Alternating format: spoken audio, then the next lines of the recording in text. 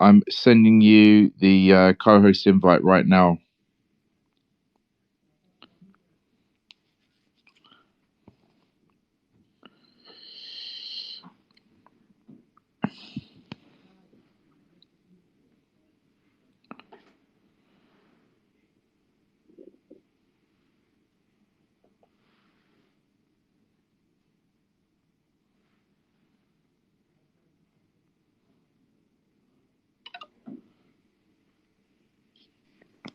Okay, you hear me? Yes, loud and clear. How you doing? I'm okay. Yeah, a bit cold at the moment, but hey, that's just London for you right now. How's Southampton doing? Oh, thanks. Yeah, they were doing okay. They were doing okay until the last three games, and we got whipped, as you know. So anyway, All right. I think when I started it, I don't know why, but I think Twitter timed it out mhm. and then reconnected me. So I think that's why um, I there may have been just a mini issue. Um, Let me just double check where Badger Paws is at. But James, do you want to kick it off and give us an intro about who you are and what you do? Yeah, absolutely. And Badger Paws, I'm intrigued to know who he actually is. But anyway, maybe it's for another time. Yeah, so James Taylor, I'm Chief Business Officer at a company called Unizen, and so I'm part of a 5-man executive team, and there's a huge team of developers that work for us. And what we're building right now is basically an ecosystem that provides people that aren't necessarily familiar with blockchain and crypto simple, secure, and compliant access to various digital assets and products. So that will be in investing, staking, liquidity aggregation across DeFi and CeFi, all through kind of a single trusted point. So and the story behind that, the engine that drives Unizen really is the kind of like basically the VC background. So in 2017, a company called June Capital. So we've been around effectively for come up for 5 years, and that June Capital was a VC firm looking in the traditional space, and then decided to move into crypto. As they did that, they realized that it's pretty different. It's predominantly back then predominantly retail, and so seek to merge with another company called Block Unify, formed ZenX Labs, and then it all kind of comes under the Unizen umbrella. So yeah, that's kind of the background, and I guess the engine that drives Unizen right now is a product called DMAS, which is dynamic multi-asset staking. But yeah, I mean that's it really. So yeah, Web 3.0 platform, for anyone from a retail investor through to institutional. What does Chief Business Officer mean? Just to give that some context as well. General dog's body is another word for it, probably. so no. I mean, I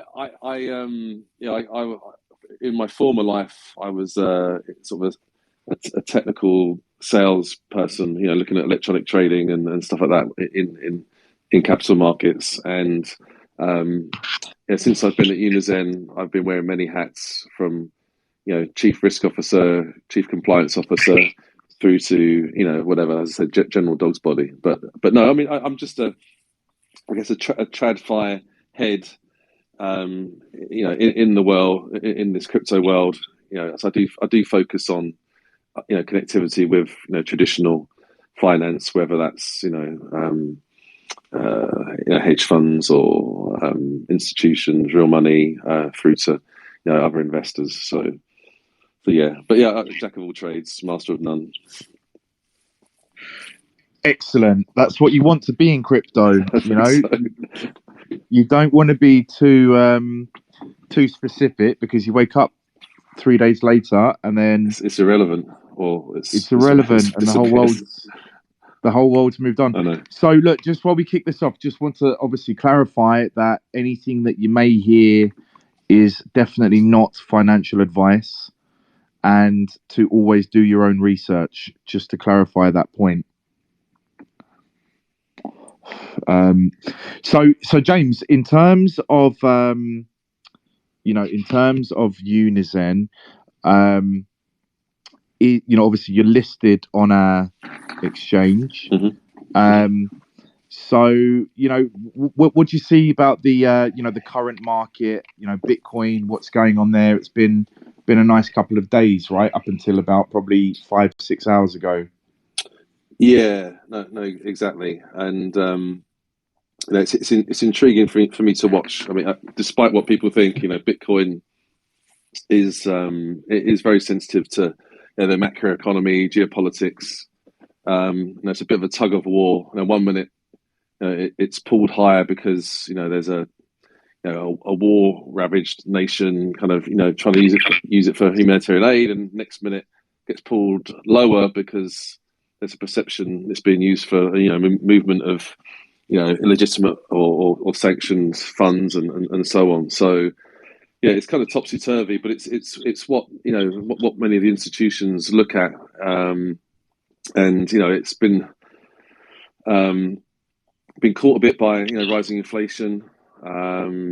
People are expecting to see. In fact, we have seen central banks starting to hike, and yeah, I think that I don't know. In my opinion, I've never been a great person for technical charts or so on. And when I first came in, about 10 months ago to crypto fully, I was kind of a bit surprised, that how people talking about previous cycles and when trying to predict the future. And I just think that the world's changed quite a bit. So these days there's more forces involved than in the politest way possible, like a bunch of techies looking at trading view and technical resistance levels. And Nick, I mean, I know you were once upon a time for your sins in the financial markets, and I've always people who mention Ichimoku clouds and all this kind of stuff. I think it's a bit gibberish. I think you have to be much more on your toes and plugged in to really understand what's going on. So, Definitely, yeah. and just to point out, Badger Paws is now here. Meet JT. Hi, Badge Pause. Hey, nice to meet you, man. Yeah, how you doing? Doing all right, yeah. So where do you think where do you think Bitcoin's going then? Because obviously, I think Unizen has a bit more of a focus on that area, right? Yeah, no, I mean, I think if you look at sort of towards the end of last year, there were lots of calls that it was going to go to 100K. Lots of money was on that smart money. Looked at the futures and so on. Didn't happen. Had the pullback. Now, my feeling is it's probably going to be range bound, for the foreseeable future. I think we will get to 100K. I can't say when, but I do think that I know the reason why, or I could predict the reason why, which is DeFi and DeFi going institutional, or I guess institutional going DeFi. Because I think that Bitcoin will be one of the base and trusted currencies that that people will use to enter using whatever currency that they're dollars or whatever is they're denominated in. So that's I think what will be the trigger. I mean, if you think about DeFi, and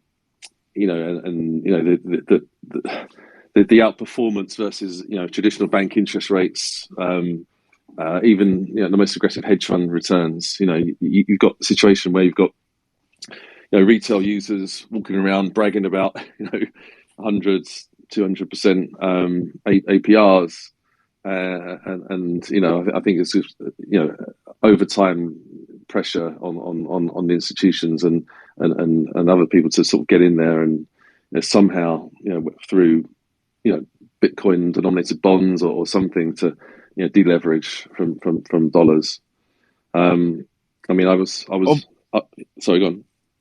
Well, I was just going to say, just in terms of, your TradFi and your DeFi, right? Can you imagine someone in TradFi walking around saying, "Yeah, the dividend on this is going to be 200% this year," and and obviously, you got to appreciate, companies in that space maybe have real world assets or sales or etc. Balance sheets that are obviously completely different to DeFi, but in terms of the returns that you can be looking at,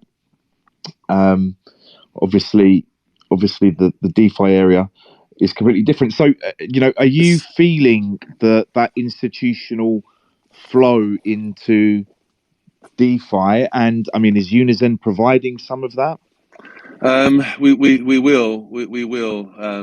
It's like anything. When your aims, your ambition, sometimes is limited by other factors beyond your control. But that is the intention, yes. And I've spoken to some of the biggest asset managers out there, about what we're trying to do, and there's definitely interest there. I mean, and this is the thing. I think that the definition of institution is a kind of an interesting one. And when I'm talking about institutions, what I really mean is the household names, the asset managers, pension funds, people like Vanguard, BlackRock, Fidelity, those kind of people. Because to be honest, when people talk institutions now in crypto, it's really specialist hedge funds, brokers, market makers, that kind of thing. Who, absolutely, they play a role, but I don't think they're going to be the catalyst for moving, Bitcoin higher anytime soon. They're already entrenched in there. So, another area which is interesting I've seen of late, from a few of the projects that we incubate, have been approached by private equity firms, and I think this is a indication of change of the times. Maybe these guys in the PE firms, their kids are talking about earning 300% in the pools of the people or something, and they sort of go, well, hold on, what's this? And start looking at the crypto market, and the thing is, I think over the last maybe 3-4 months, we've seen certain projects in distress or having some funding issues, struggling to pay the forever rising wages of the blockchain devs, and of course these guys have got hard dollars on the side. So I think it's an interesting development there. We're seeing these guys coming in, looking, enticing people with some hard cash, but obviously looking for their pound of flesh for it. So I think that's one to watch. And that's the difference between working in crypto and working in either TradFi or other traditional organizations. That crypto projects coming in, and they've actually got the option of either paying in maybe a stable coin and their own token. Some of the institutions we mentioned, BlackRock, etc., they're not able to pay people only in BlackRock shares. No. And you're going to have, you probably have a big kind of uproar if you had that. But that means that you've got a lot of talent suddenly getting attracted into crypto. And I mean, from yesterday's call, we had a Sendix on yesterday, and one of the points he mentioned was follow the developers. And absolutely, if you look at where the talent's going, it's definitely level playing field, I would say, between TradFi and DeFi right now, just because obviously TradFi does have a lot of talented developers. Yeah, I think that there's still, I mean, we're currently looking for some old school, kind of traditional developers for some of the, I guess, experience that they brought, because although we definitely got a few whiz kids on the team, certain things where the experience does shine through, and finding the experienced guys that are prepared to take the leap is a challenge. But it What is specific challenging. languages are you looking for? What languages are you looking for in developers? If you know, if you don't know, fair enough. I honestly don't know. I think I think we're actually looking at some of the lower level kind of coding languages at the moment. So, and people, typically with a C++, like a traditional background, coming in. So that's on the senior side. But yeah, the guys actually programming on blockchain and stuff like that's a whole different breed of people. And obviously, look, you're an Ethereum-based token, right? ERC20. Do you feel like ETH is going to be following? Do you feel it's ever going to flip Bitcoin? Do you feel it's always going to be following Bitcoin? Can you foresee a flipping happening? Yeah, I think it might happen. Yeah, I think that Ethereum is like, I guess we call it the Wall Street of DeFi, because most of the core DeFi apps are there. People are comfortable with it, trusted. Like as I said, when the real money comes in the door, it's about brand familiarity. They have the brand, so I'm not sure that the upcoming merge, or as it was formerly known as ETH 2.0, is going to deliver what everyone was hoping for, or the kind of gas fees that they're hoping for. But I just think that with some of the competing chains out there taking some of the traffic away, there will be a natural decline in gas, which we've actually seen, right? So, and interestingly, we recently switched to Polygon for our kind of staking products for precisely that reason, and multi-chain bridge and so forth. So we're looking at other chains that are obviously secure and deliver what people want, which is security, low cost, and reliability, right? Pretty much so. But yeah, I do think ETH will flip BTC at some point for sure. Yeah. Yeah, it's kind of something I was interested to discuss, just based on what you were talking about slightly earlier. With that, you mentioned that potentially DeFi was going to be what pushed Bitcoin to 100K. Mm-hmm. Would you see Bitcoin as still being, because Ethereum and a lot of the altcoins obviously have like much more DeFi activity? Yeah. I just think it's a natural, I guess a transactional, much like the dollar is king in the foreign exchange world. Bitcoin might be the proxy to making investments. So, I mean, look, it's I don't. Obviously, I'm just looking at my crystal ball, but I think that if Ethereum and obviously many other altcoins will benefit as a result. Yeah, sure. And another thing, just to go back a little bit, I was curious sort of how you're seeing institutional interest modulate compared to late last year at the highs to the start of this year. Have you seen it? Is it steady, or is it falling off or peaking? I think it just continues to grow, but the institutions, the people we mentioned, BlackRock, they generally, aside from a few kind of exploratory funds that they might have that do delve, they move so slowly. If you look at I don't know, I'm guessing Goldman probably is the market leader, one of the most aggressive investment banks out there. They've only just traded like a non-deliverable version of Ethereum. So really it's just BTC and ETH at this point in time. What I'm super excited about is stuff like the PE money, although not from private equity firms, from actual real investors, real kind of venture capital guys coming in. There's a few crypto natives out there, people like Grayscale, Pantera, or whatever. But I think once you get some of the bigger guys coming in, with longer sort of duration, longer investment time horizons, that's going to really sort of provide some funding and jack up some of the better projects out there.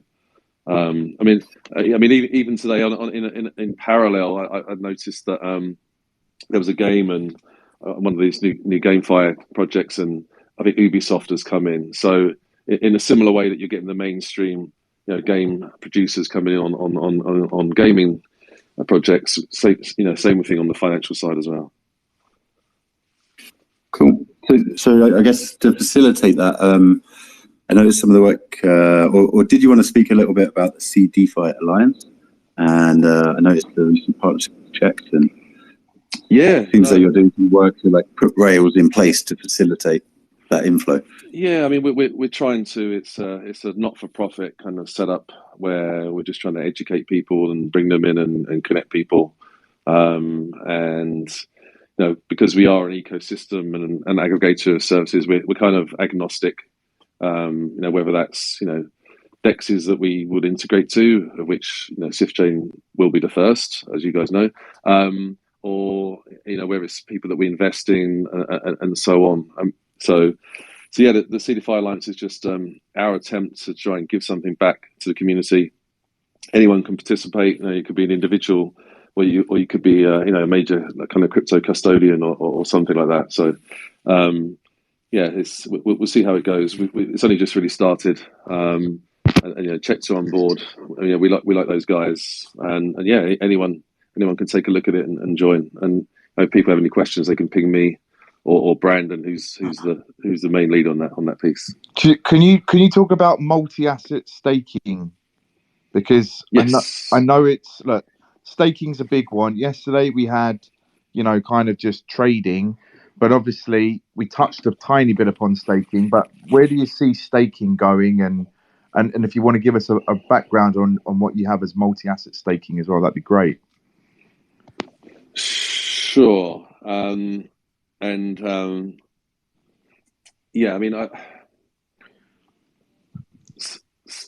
As far as our product's concerned, multi-asset staking, the main reason we've set it up is the core driver of Unizen really is to deliver value to participants. So and that means both the projects that we're incubating that form part of the rewards, and the investors, the stakers that are coming in and helping to build the community. So the more people we have staking, the more wallets get a token, and therefore the token gets the way we work is we try and build in the acceleration with liquidity events that the projects have, or big news that they have, and so on. So it's kind of like a smart airdrop that's delivered over time to people that participate. But yeah,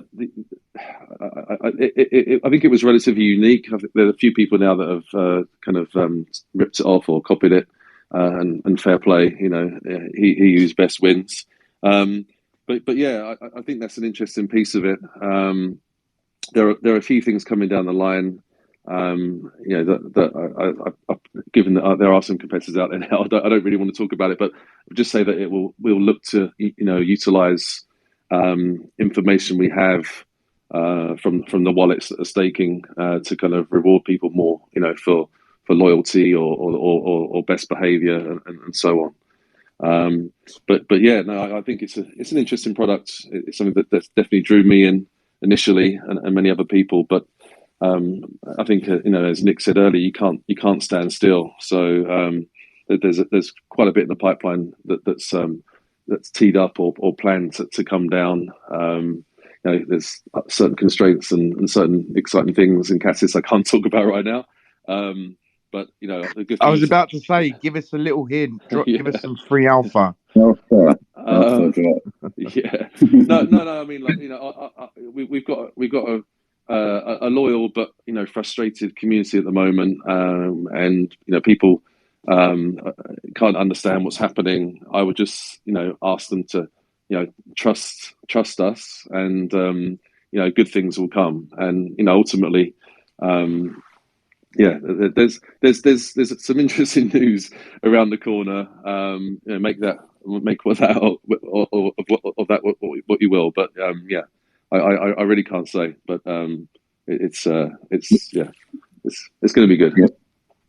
And look, just as an FYI as well, if anyone's got any questions or anything, then please feel free to step up and get that request in. James, look, you mentioned you're going to Polygon. Obviously, we've got Omni EVM coming, and Polygon looks like it's going to be one of the first chains that we're going to be connecting. What chains do you guys have as maybe the next connectors? Are you able to speak about that, or is that one of the things that you're not able to mention just yet? Yeah, I mean, we were looking at BNB, but then Binance have obviously come out with something. Well, I haven't had a chance to properly look at what the offering is. It looks slightly different than a classical, bridge. No, outside of that, we've been looking at. Let's just trying to think. Yeah, like I said, I can't say because it would kind of play some of the hand away. But there's some interesting chains that are out there that we're talking to right now for some strategic reasons. So, but of course, we would love to send traffic your way as well on the Polygon side once we have a trade aggregator in place. So that's one way we can collaborate for sure. Nice. So there's definitely something happening. You can't say what it is, but maybe have a little look at the ZCX token, perhaps NFA. Exactly. And then, with look, gas fees have obviously come down a lot recently on Ethereum. Have you noticed if that's made a big difference? Do you feel like that's made a difference at all? Have you seen that impacted in bottom line numbers? I mean, it's interesting. I mean, we shut off our Ethereum staking service, and there's still quite a few people just leaving their kind of assets there. I don't know whether that's still gas fees or whatever, and they're even still staked there, effectively earning nothing. So, I'm not sure what's driving people. I mean, me personally, yeah. I mean, it's. I think it is, as I said earlier. I think it's a move out of out from Ethereum into other chains that have benefited. But yeah, I know.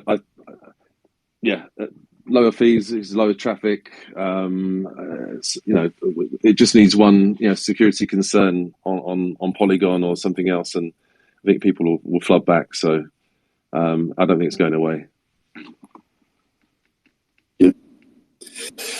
Yeah. So are you sort of noticing, obviously having the background in TradFi, are you noticing like much of a brain drain of people from that industry towards crypto? And are you advocating for crypto within those circles? And how do you explain DeFi to people from that background?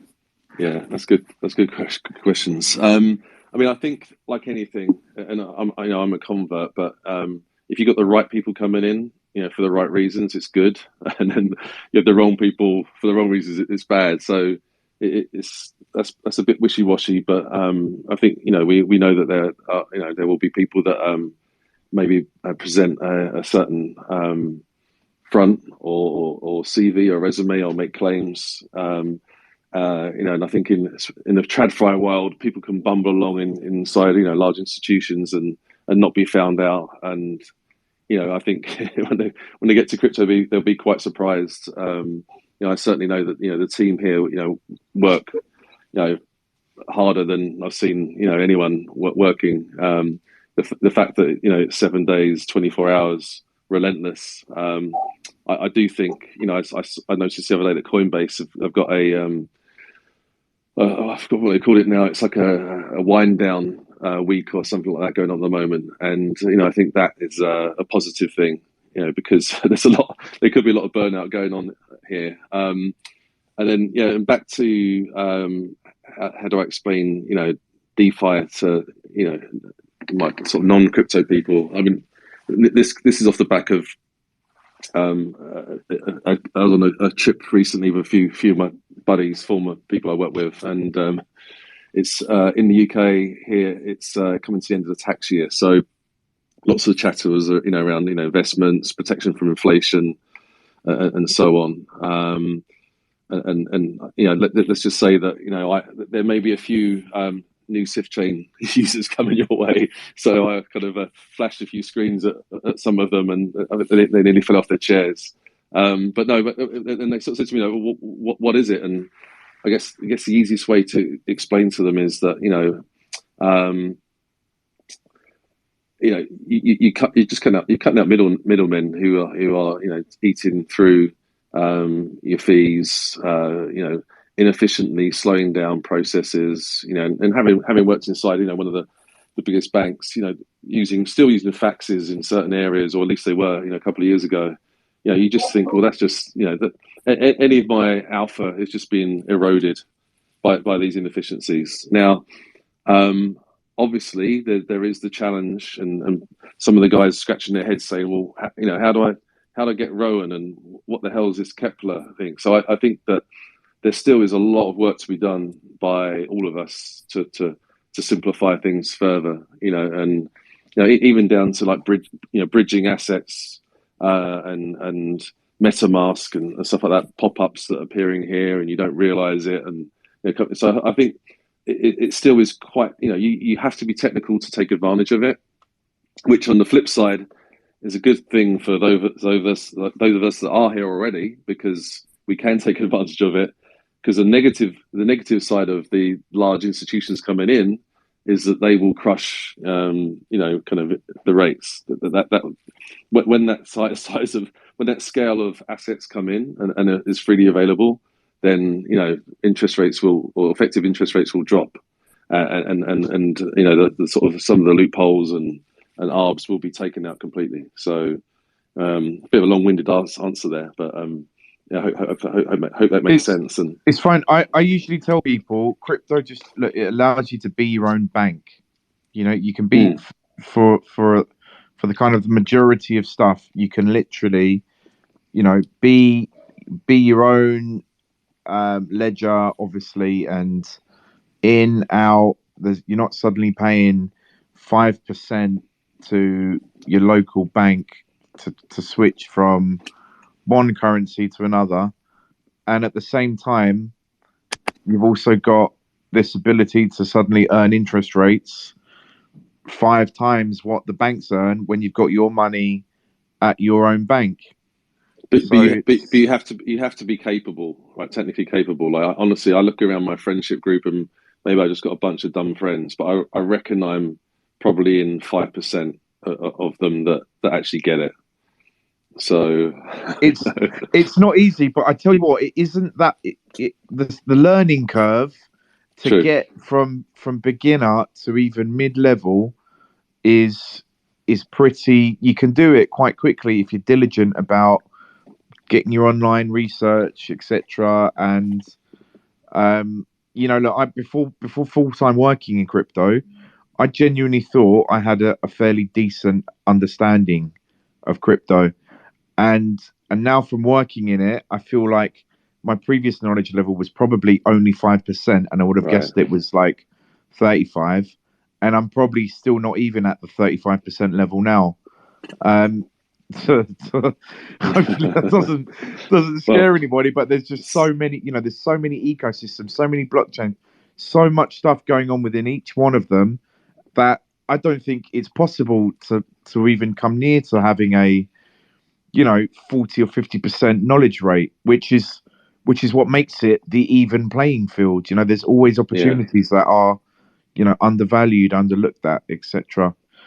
No. So, I think it's good, and I think as long as there's smart people like you guys evolving and coming up with new ways to value assets.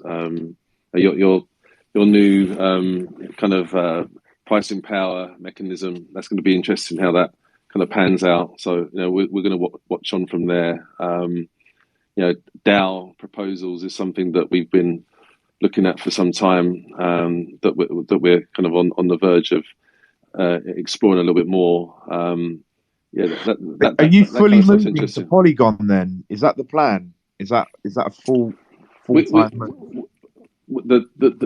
the DMAS, or the multi-asset rewards, have moved to Polygon. We still have ability to support Ethereum, and as I said, we'll probably look to add additional chains as well. So it's a multi-chain bridge, similar to your Omni offering as well. What projects have you got on Polygon then? We don't actually. We don't have a Polygon project as yet. So yeah, everything we have right now is native Ethereum. But yeah, this opens the door clearly to new potential opportunities coming on board. Well, I've got a solid tip for you if you want one, and Badger Paws probably knows which one I'm going to say, but you should definitely check out Blocktopia. And it's the metaverse on Polygon. It's had a ton of, it's I think kind of intertwined with the Polygon Foundation as well, and seems to be quite an interesting project. Interesting. Yeah. No, we've been watching. We've got some interesting connectivity with metaverse, and obviously there's probably the gap in our portfolio right now is like a gaming project of some sorts, along with Meta. So yeah, we get leads pushed our way all the time through the community and obviously through partners and kind people like you. And yeah, no, that is interesting. I mean, I personally, I'm probably getting a bit too old, but I can't imagine being plugged into a game for 10 hours a day. But clearly, there are people that that are maybe from different backgrounds or demographics or whatever, or social environments. But yeah, I mean we'll check out Blocktopia. It looks like, I'm just looking at the screen now. It looks like a You've got some. There's a Lambo that appears there. So Jake Paul's involved. Okay, I'm out. Sorry, mate. That's it. Jake Paul. I think Jake Paul's all over it, which may be a good or bad thing. Hard pass. I mean, DeFi itself is kind of like a 24/7 metaverse experience, isn't it? True. Being involved in this, yeah. Yeah. No, I mean it's tough. I mean, everyone's got their mobile phones. I think that's the thing. Also, that's the key thing. Really, I think if you want to nail it and go mainstream, you have to have mobile app. That opens you up to pretty much everybody around the world in every country. And it's something I think we've learned from, and we're trying to sort of remediate now. Because not everyone has a screen, or they don't have a screen on them all the time, and they want to, as you say, they want to always be checking where stuff is and what's going on and so on. So I think that's a I don't know where you guys are with that as well, but because I use Sifchain. I didn't think you have a mobile offering. It's not mobile yet. No, we are. No. It's definitely in the pipeline. I mean, we've got so many features coming out that it's. I think that one is maybe fourth along, I would say, somewhere like that. We've got mobile access via the Cosmos Station wallet. That's it. Okay, right. Natively within their app as opposed to through ours. Yeah. We haven't spoken about NFTs yet, have we? That's a good thing, isn't it? Yeah, probably. So yeah, that is a good thing. I think so. But anyway, I missed that one. That's the only reason why I'm kicking myself. So you saved yourself a ton of money, probably. I'm telling you that right now. Yeah. You're rich for it. Look, it's tough. NFTs are tough. Do you guys plan on having anything NFT related? Because there are. I mean, look, for staking, and what I was asking about earlier in terms of what do you see coming next for staking, NFTs and NFT staking has obviously been something massive. Yeah. With the bananas and the apes, etc., and people earning 750,000 a year just from having an NFT and getting tokens, and obviously ApeCoin recently, which was a crazy one. Do you guys have any plans for anything like that, NFT related? I think we're generally a little bit more conservative, so we look for what we would call, I guess, genuine utility with an NFT. but yeah, I mean, as you say, you're only as stupid as the person that's going to pay more than you for something. So, but no, I mean, yeah, we use NFTs currently to just I guess identify a wallet that is has kind of is a part of the community, and yeah, with some of the stuff I can't talk about that's coming, that there probably will be use of NFTs again, to signify and identify and get grant membership and so on to certain other services or certain unique services and so on. So I think we within our ecosystem, and I don't think we're going to be making up any kind of Bored Apes or whatever, anything like that. It's just literally will be kind of your key to kind of access certain products. But yeah, but I said I still I don't I get it. It's like I've got a Van Gogh hanging in my front room. I can give it to a bank and borrow money off the back of that. But just the one. Yeah, exactly. Do we have any questions from anybody? If anyone wants to ask questions, now's your time, because we're getting towards the end, and I just want to make sure that at least one person that's been listening in has a question, please. And maybe just quick in the meantime, James, if you wanted to talk a little bit about the ZCX token and just make sure everybody's aware of all that and what it does. Yeah, I mean the main purpose of the ZCX token is currently staking. So people who buy and stake that will receive these multi-asset rewards, which are essentially like kind of a spoon-fed or vetted portfolio of early stage projects that we've pulled out, we've selected, and also as the ecosystem develops, stakers will be able to lock ZCX and get reductions, trading fees and so on, or increased interest rates and that kind of stuff. So it really is the sort of the ecosystem's utility coin that rewards holders for hodling. Interesting. Right. So it's kind of like a tokenized stake in a venture fund. Exactly. Absolutely. You've articulated it way better than I have. So clearly, Chief Business Officer has failed, and my world in sales is over. But no, exactly. It's a venture fund that trickle down, and as with any venture funds, some do well, some don't do so well. But you're hoping that maybe one or two out of 10 explode and give you the returns that you're after. Good thing. Right then, over to the audience. Any questions? Hats off to Yorpster. Yorpster's always here, but is still yet to ask a question. But wait, we've got a question. Here we go.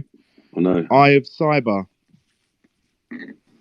Hi, good evening. How you doing, guys? Hey. So, yo, we can hear you. You can hear me, right? Yeah. Okay, cool. So, what's the current focus on Unizen Exchange? Where's the focus now, and when can we see new pairs and stuff? Yeah, good question, and that's the question on everyone's lips right now. The focus right now is on launching the ZCX pair. So for those who aren't aware, we did a kind of a soft launch, and just basically pushing through some challenges right now, just to make sure that when we go live, we want to be the number one liquidity venue for our own coin, clearly. So there are certain things we have to kind of push out and put in place that I'm not at liberty to talk about, but just rest assured that it is the focus of pretty much the entire team right now to ensure that that the community can trade ZCX pairs, and following that the other kind of partner tokens and ZenX Labs tokens.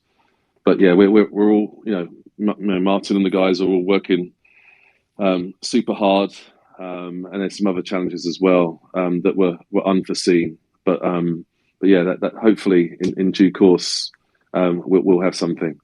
And actually, it's interesting because I mentioned like a DAO earlier, and I think it's the discussion we're having right now is how much can we push out to the community to let them lead or steer or prioritize efforts and so on. So yeah, I don't know if that answers your question. Okay, cool. Yeah, your guys doing a massive job. That must be said for sure. And do these pairs also get CCX pairs like the DMAS and the Tournament of Alt winners? Do they get USD BTC pairs or also CCX? Well, definitely USDT and BTC, and yeah, it basically depends on the market makers and what they're prepared to create in terms of a market for us. Yeah, makes sense. Okay, thank you for answering. No worries. I mean, our worst nightmare would be to stick a token up there, be it ZCX or any other project, and not have adequate liquidity and cause price movements that are not indicative of the actual project. So that's what we care about, and that's the main focus. Slippage, right? Totally. Exactly. Yeah. It's the worst thing, look, and literally was, how this is the problem that I think interoperability needs to solve, which is, you're suddenly going cross chain and you've got the same token on different chains and you're completely dividing the liquidity between the different chains also. And that's where maybe institutions coming in, if they're whacking in massive chunks of money in one token, but they can provide liquidity cross-chain, that's a massive answer to it. Yeah, I mean, as you know, Nick, AMMs don't exist in the TradFi world yet. So everything is about individual market makers or individual centralized exchanges and so on. So, but yeah, I think you'll start to see these things kind of coalesce. But equally, the other issue, you don't. Outside of the top, I don't know, maybe is it 80 to 100 coins? There are no futures markets either. So, finding market makers that are reliable and prepared to, put some of their own capital at risk is a challenge. It's coming. We're early, right? We're early. We are early. Well, we're not. If you're in Central Europe, you're not that early at the moment. So. Thank you very much for your question, buddy. Much appreciated. Yeah, thank you for that, Cyber. Anyone else? Glad to see Trinity's here. Big supporter of Sifchain, validator on Sifchain as well. We've got. I think we've just fired up. Actually, one other thing I can probably chuck in there that's not too controversial is that so it's up until now the rewards have been tokens of the projects that we incubate, and we basically the way it works is typically a VC firm would take X% of the project and for the team, but we take all of the tokens and we push them out to the community. So what our aim is that is that the ZCX token goes higher as a result of people staking it and buying it and so on. But one other area we're actually exploring, and I think we've just activated our Sifchain node. So we're looking at maybe being able to push out node rewards to people as another kind of revenue stream. So that's something that I think people may have heard before, but we're looking at. So yeah, I'm not sure how Martin's got on configuring it, but maybe it's not up and running yet. But it's an interesting one. Yeah, it's a tough one. You got to get all the hardware in. You got to get all that going. You got to have someone manning it non-stop. And then when you're going cross-chain, obviously you got to be sorting out, cross token and cross-chain. You got to sort out someone to make sure you get that delegation of tokens, and you got the right person watching it. But the validator market is very intricate. and I do not understand it for love nor I wish I understood it. I'm with you there. So I've just about worked out, liquidity mining, and actually, I think Sifchain helped me out quite a bit there. So thank you to you and the team for that. No problem. Pleasure we could help. Look, we normally try and run these for like 30 to 45 minutes, so we're a bit over. Does anyone have any last minute questions that they'd like to get in? Speak now, or you're gonna have to wait until Unizen's back. Someone in the community just tagged me to ask this. Wonder if you could ask any news or info on DISA. Community question. Yeah. So just for everyone's information, DISA is like a stablecoin yield product that we've kind of got in beta. At this point in time, we're on hold pending, I guess, advice from our compliance and regulatory team. So it's given that certain countries have shut down operations of some of the big boys. We didn't want to go there just yet and wave a flag and draw attention to ourselves. So, but it's something that we're certainly looking at. I think the whole, as Nick mentioned earlier, the whole lending, borrowing, savings kind of infrastructure, I think, is critical for Unizen or any ecosystem that wants to offer, be all to everybody. But yeah, we just need to make sure we build things right, and that the modules, be they centralized or decentralized, are set up in the correct jurisdictions to operate without being shut down, if that kind of makes sense. So it's a strategic approach, and when we're set up and we're able to offer a product that won't be or have any risk of being shut down, or smaller risk of being shut down, or told to cease and return, as we've seen elsewhere, then we'll push DICE out. You definitely want to get it right, otherwise things might get dicey. Dicey. Oh my god, I was not ready for this. What fiat currency is that stablecoin of? And apologies for my ignorance on it. We'd offer like BTC, ETH, even though they're not stable coins, but just for a return, and probably one of the dollar stable coins. And we were actually looking at something quite novel, which I can't talk about again, but it'd be an interesting one for people to look at and consider. I'm starting to think you work for the CIA, James, with all these secrets that you've got. Next time we do this, there should be whiskey involved to get things. Absolutely. We were talking yesterday, and look, I don't want to overlap the conversation too much, but just how that within the stablecoin markets, outside of the US dollar, there's quite a big gap there. Where's my GBPC? Where's my UK stablecoin? Where we've had e-money on before that are the creators and developers of a 1-for-1 euro stablecoin, EEUR, and they've done some bits and pieces in some Scandinavian tokens. But I'm obviously in the UK, and it would be nice to at least match off my home currency with a stable coin. Yeah. I did. There is a platform out there. They specialize in stable returns, and I did notice the other day they've just launched their Euro version. But I'm intrigued to see how that works out. I just not confident that the liquidity and backing is there on anything outside of the three obvious ones. So. We've got a question coming in from Knight of the Round Table.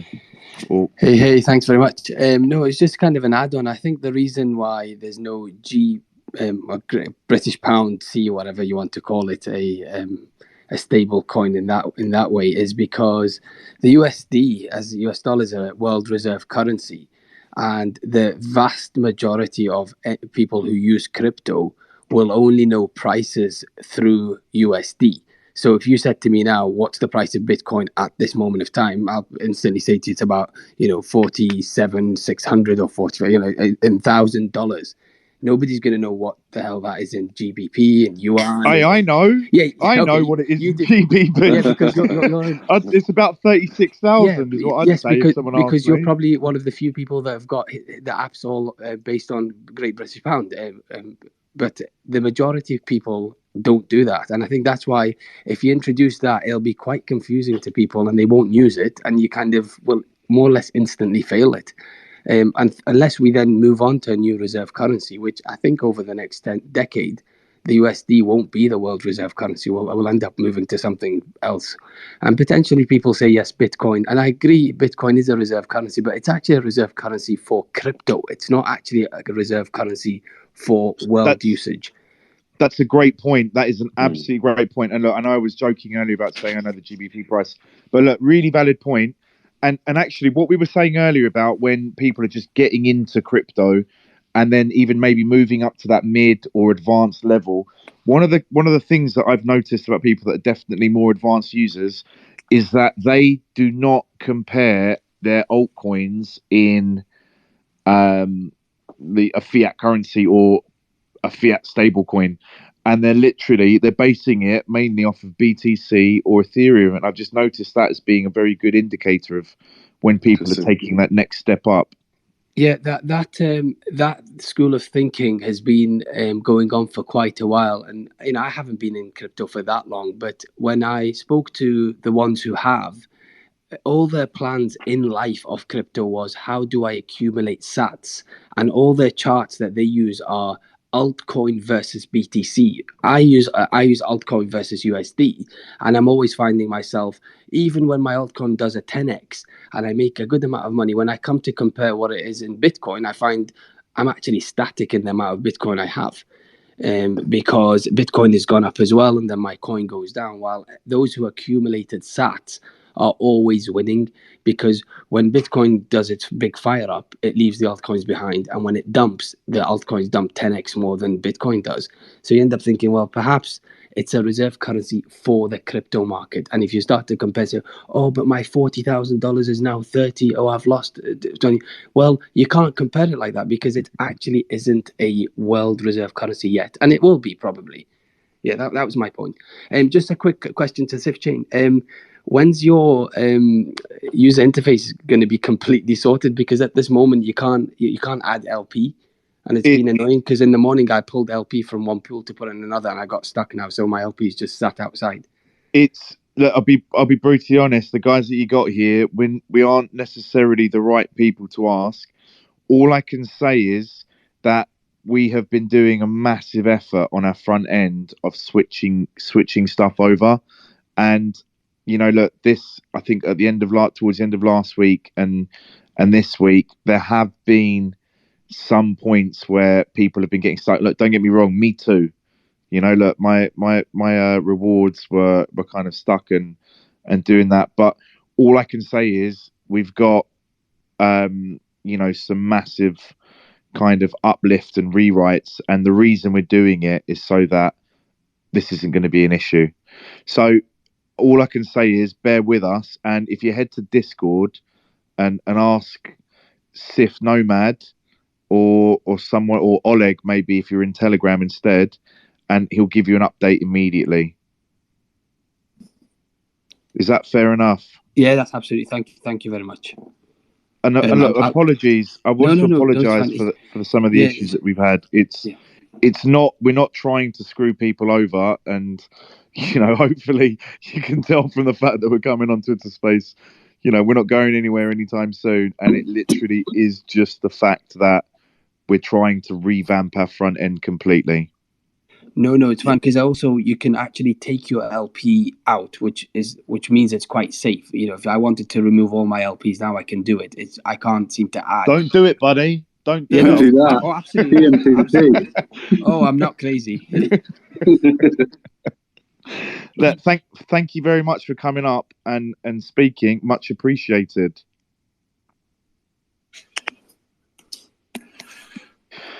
All right, I think that's been a pretty decent session, James. Thank you for coming up and coming on block time and talking to us. And it's really great when we get people from both projects getting some decent questions in. So yeah, thank you, James from Unizen, ZCX, obviously listed on Sifchain, and we will catch you next time. Absolutely. Thanks very much, everybody. Have a good evening. Thank you, James. Cheers. Bye-bye. Bye bye, everyone. guys. Have a nice evening. Ciao. Bye.